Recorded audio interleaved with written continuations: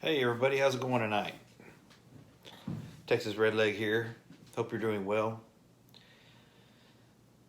After a long day of work, turn on the news and man, here they come again. Old Di-Fi is latching her wagon on to the assault weapons ban movement again. And here we go, as predicted. They're going to make another run at it. Why wouldn't they? They control everything, right? And you think the Supreme Court's going to stand up to them? Forget about it. That ship has sailed. As many predicted. So they have to further soften us up because they don't want any armed resistance. This has got a damn thing to do with saving lives, I can assure you. Because, Joe Blow gangbanger, he's not going through the legal channels to get his firearms, is he? He's stealing them from people like us.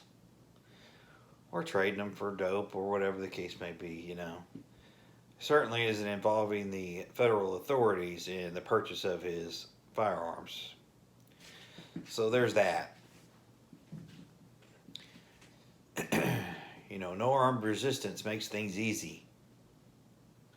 Because hell, they'll probably enlist the gangbangers to, be snitches all of a sudden. And they'll be, allowed to have a waiver or something crazy like that. I mean, hell, they can't even keep people in jail. I mean, they're letting them out, like the national pastime. So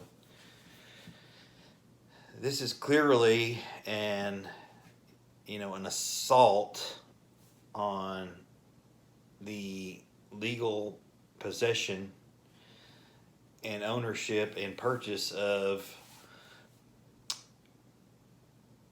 what they refer to as assault weapons and high capacity magazines. And basically, I guess anything that has a removable magazine that fires over 3 rounds is considered an assault or a high capacity magazine or an assault weapon, something like that.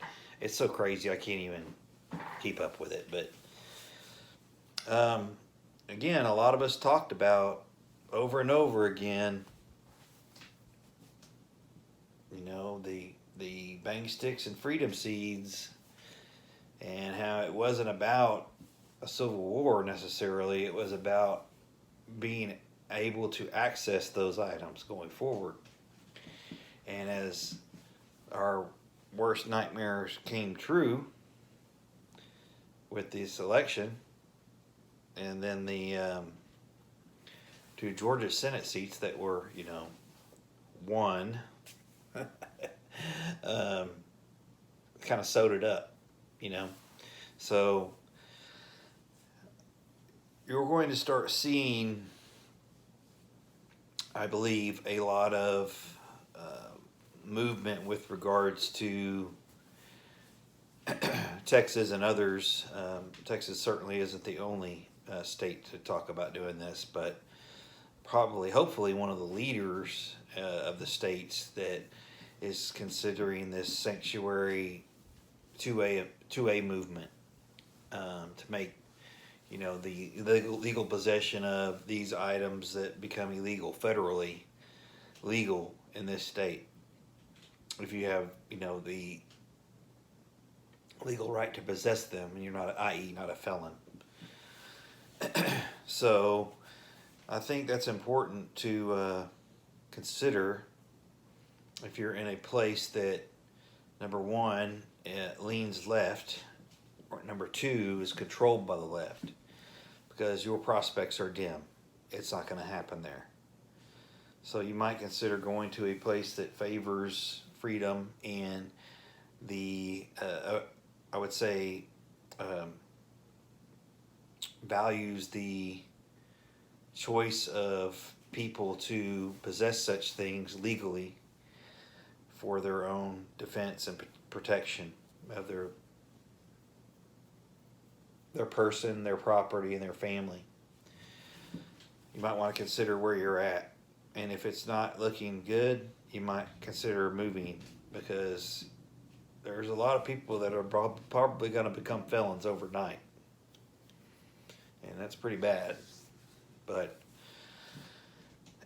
again, where you live matters. Your government, your local, state, county, parish government, they matter, because if I live in Texas, if I had to defend myself with deadly force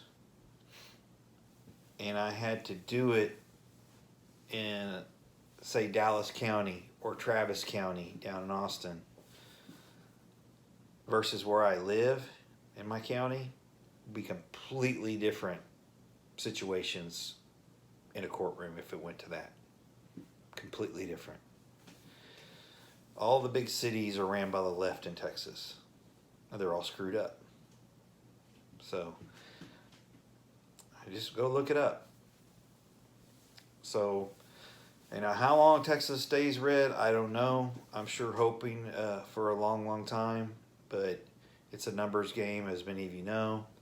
So right now, we've got the edge as far as that goes, but it can be changing. It could be changing rapidly. I mean, people are just ate up with stupidity, I guess. But they want utopia, and they're going to burn everything into the ground in order to get it, it looks like. So I would caution everybody to pay attention to this. Continue to gather what you can gather. Obviously, continue to prep. Stack it deep.